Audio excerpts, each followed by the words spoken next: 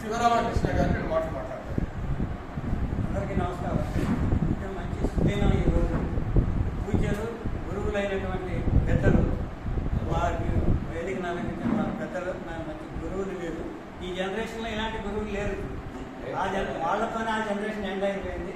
అలాంటి గురువులకు మన అదృష్టం మన అసోసియేషన్ తరఫున ఈ కార్యక్రమాన్ని సన్మానం చేసుకోవడం చాలా మనం అందరం ధన్యులు అన్నమాట. వారిని మనస్ఫూర్తిగా అభినందిస్తున్నాను. మన అసోసియేషన్ కూడా చాలా మంచి అదృష్టం ఇలాంటి గురువులకి మనం సన్మానం చేసుకోవడం. నేను మన ప్రెసిడెంట్ గారు అంత వర్తన కాదు, ఏదో కొద్దిగా మాట్లాడగలుగుతాను. అసలు ఈ కార్యక్రమాన్ని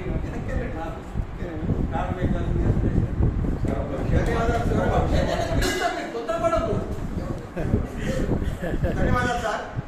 చాలా క్లుప్తంగా మంచి విషయాలు సార్ గురించి చెప్పారు. దాంట్లో ఏమాత్రం మంచిగా సార్ చెప్పింది.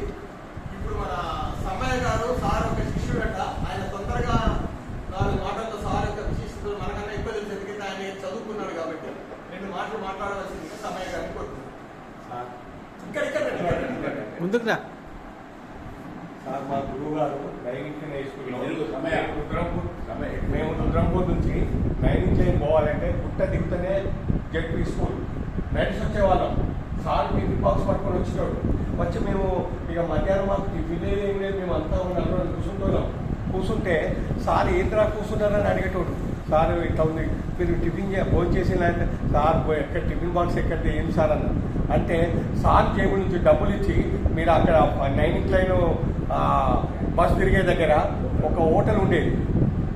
సార్ డబ్బులు ఇస్తే మేము రోజు టిఫిన్ చేసేవాళ్ళం సార్. నలుగురు అసలు ఏంది సారు